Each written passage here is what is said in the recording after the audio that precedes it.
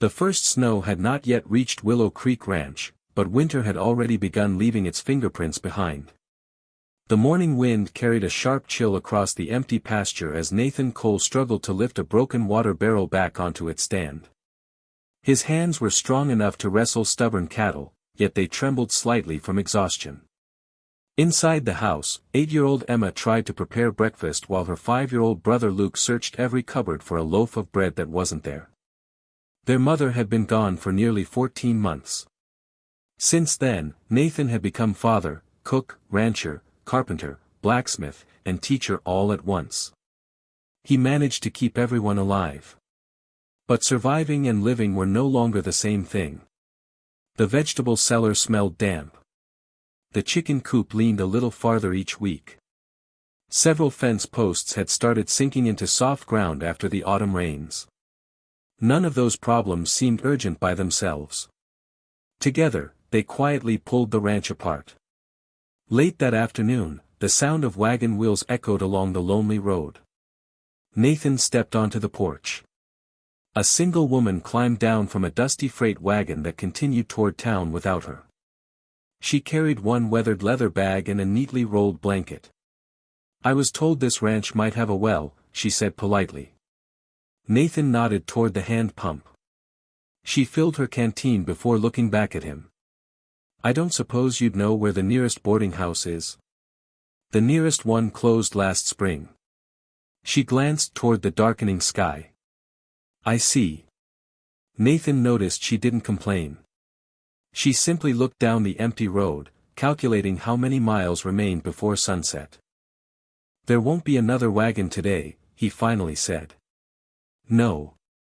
My name is Clara Bennett." "Nathan Cole."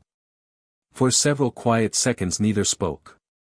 Then a loud crash came from behind the barn.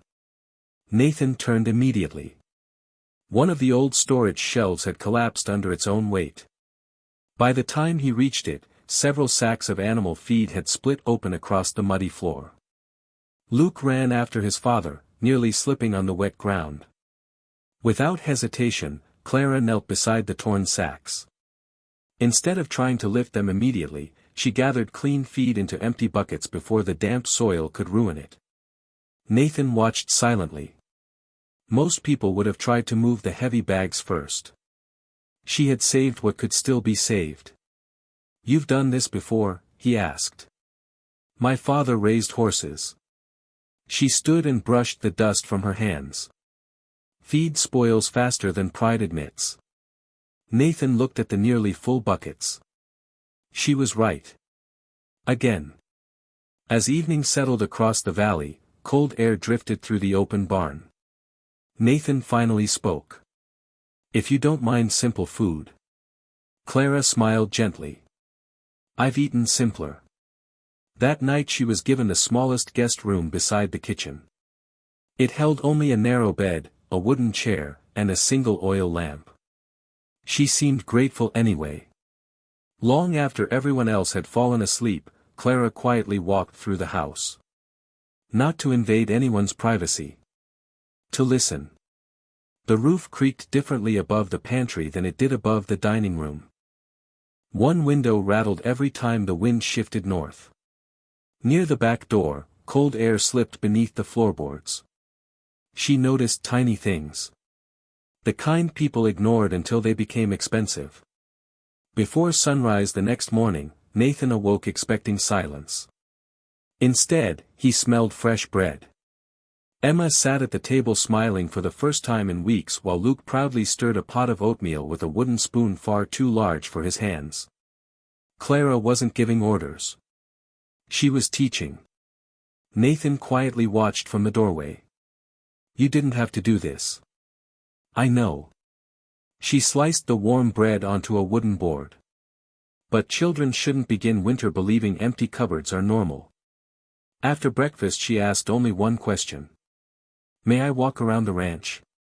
Nathan hesitated. "There are places that aren't safe." "Then show me those first." Something about that answer made him pause. She wasn't searching for comfort. She was searching for problems. Together they crossed the pasture. Clara examined fence posts, drainage ditches, the old barn roof, and the small stream that supplied water during spring. She said very little. Near the western side of the barn, she suddenly stopped. One supporting beam had sunk slightly into the soil. Almost no one would have noticed. She crouched, pressed her hand against the weathered timber, then looked toward the roof above it. Finally she stood. When was the last time anyone checked the foundation beneath this corner? Nathan frowned. It has stood there for almost 20 years. Clara's eyes remained fixed on the leaning beam. It may not be trying to stand anymore. Nathan followed her gaze. For the first time, he saw something he had walked past every day. And suddenly, the coming winter no longer looked like his greatest danger. It was the barn itself. Nathan did not answer Clara immediately. He walked around the western corner of the barn and stared at the leaning support beam. At first, it looked no different than it had the day before. But once Clara pointed it out, he noticed something he had missed for months. The wooden post had settled nearly 2 inches deeper into the damp ground. Above it, the roofline dipped ever so slightly. It wasn't collapsing. Not yet.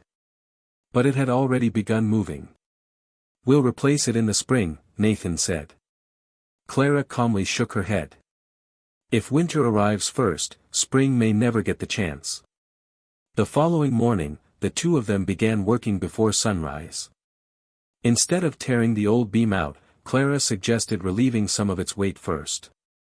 Using straight pine logs from an abandoned fence line, heavy rope, and 2 discarded wagon jacks, they built temporary supports beneath the strongest roof joints. Old lumber that had been collecting dust behind the workshop found a new purpose. Nothing expensive. Nothing complicated. Only careful planning. Nathan expected Clara to give instructions while others worked. Instead, she carried the heaviest boards herself. Jacob Miller, an aging ranch hand who had helped Nathan's father years earlier, arrived to sharpen tools. He watched Clara measuring the angle of every support twice before driving a single nail. "You always this careful?" he asked with a grin. She smiled. "Wood forgives mistakes." She tapped the barn roof. "Winter doesn't." Jacob laughed softly. By afternoon he had stopped laughing. He was helping. As they worked, Clara noticed rainwater flowing beneath the barn after every light shower. Instead of draining away, it collected around the weakened foundation. She pointed toward a shallow depression. "The beam isn't only carrying the roof. It's standing in water." Nathan frowned. "I never noticed." "Water works quietly," Clara replied. "So does time." Together they dug a narrow drainage channel leading downhill toward a patch of unused pasture. By evening, the muddy puddles had disappeared. The foundation began drying almost immediately. Inside the feed room, Clara discovered another problem. Fresh hay rested beside damp hay. Grain sacks sat directly against the wall. Several barrels had no lids. Mice had already found them. She didn't throw anything away without checking it first. Every bale was inspected. Every sack was sorted. The clean feed was stacked on raised wooden pallets. Anything spoiled was removed before it ruined the rest. Nathan watched the growing pile outside. "Feels like we're wasting half the barn." Clara picked up a handful of moldy grain and let it fall through her fingers. It was wasted long before today. A few miles away, neighboring rancher Hank Dawson stopped by to borrow a harness. He laughed when he saw the barn full of wooden braces. "Looks like your guest thinks she's an engineer." Nathan remained silent. Hank continued smiling. "I've survived 30 winters without half this nonsense." Clara simply nodded. "I hope you survive 31. She returned to her work. No argument. No pride. Only another carefully tied knot securing the support beams. Late that afternoon, Clara made her own mistake. While organizing firewood, she stacked several heavy logs too close to the kitchen stove. Before supper she touched the nearest pile. The wood felt unusually warm. She immediately pulled every log away. Nathan looked surprised. "What's wrong?" "I forgot the stove breathes." She rearranged the pile, leaving enough space for heat to escape safely. "I almost created the danger I was trying to prevent." She admitted it without excuse. Jacob watched quietly. Later he whispered to Nathan. "People who admit small mistakes usually prevent big ones." Nathan said nothing. But he remembered those words. A few days later, Emma disappeared into the attic searching for old winter blankets. Instead, she found a small cedar chest covered with dust. Inside rested her mother's notebook. Every page was filled with neat handwriting. Lists of seed varieties. Firewood measurements. Food supplies. Dates for repairing fences. Even reminders of which cows always calved earliest in spring. Nathan slowly turned each page. He hadn't opened the notebook since the day his wife died. Clara stood several feet away. She never reached for it. After a long silence Nathan handed it toward her. "You should see this." She accepted it carefully, reading only long enough to understand the system. Then she closed it again. "These aren't instructions." Nathan looked confused. "They're her experience." She placed the notebook back into the cedar chest. "We don't replace that." The next morning, she hung a clean chalkboard beside the pantry. Current feed. Current firewood. Current supplies. Her own notes stayed separate. His wife's notebook remained untouched. Nathan looked at the two systems hanging side by side. One preserved the past. The other protected the future. That evening, while the family ate supper together, Emma laughed as Luke proudly announced he had gathered eggs without breaking a single one. Nathan hadn't heard laughter fill the house in over a year. For the first time since Clara arrived, Willow Creek Ranch no longer felt like a place that was merely surviving. It was beginning to live again. But as the sun disappeared behind the western mountains, a bitter wind swept across the valley. Jacob stepped onto the porch and looked toward the horizon. Dark clouds rolled together like a moving wall. He removed his hat. "This isn't an ordinary winter front," he said quietly.